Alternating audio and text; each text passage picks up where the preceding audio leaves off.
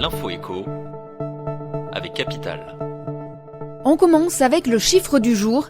35 000, c'est le nombre d'entreprises retardataires qui n'ont pas effectué les démarches nécessaires pour le passage au prélèvement de l'impôt à la source. À un mois de son entrée en vigueur, Le Parisien révèle que 35 000 entreprises n'ont toujours pas fait parvenir la déclaration sociale nominative aux finances publiques. On parle d'une fiche personnalisée qui liste les revenus perçus par chaque salarié. Alors, qui sont ces mauvais élèves ?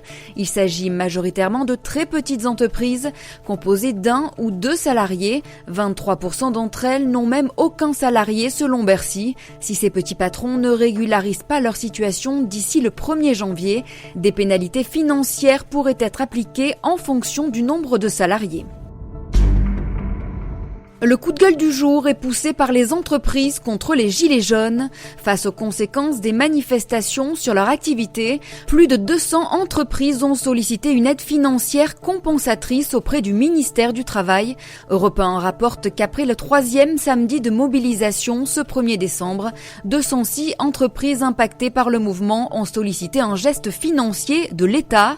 Une requête à laquelle a favorablement répondu le gouvernement. Il a déjà accepté de les indemniser à hauteur de 2,5 millions d'euros. Le ministère du Travail a chiffré le préjudice à 5 000 emplois touchés et près de 300 000 heures de chômage partiel. On passe à l'info pratique Capital. Elle concerne la disparition des tickets de métro à Paris.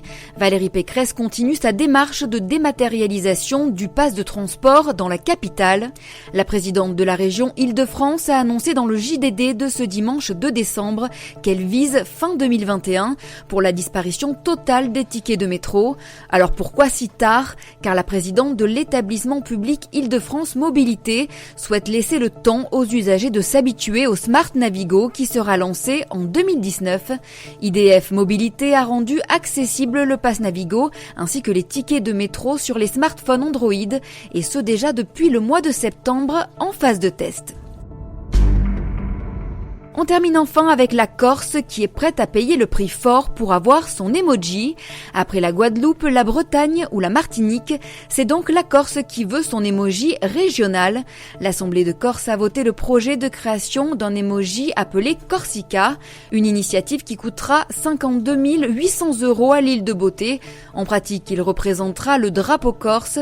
Ce projet emoji Corsica s'inscrit dans une volonté politique d'asseoir l'image de la Corse sur le web mondial.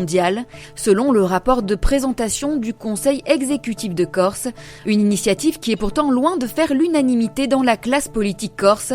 52 800 € pour un emoji, ça fait quand même cher la promotion de notre île, s'insurge le président du groupe, Jean-Charles Orsucci. C'était l'info écho avec Capital.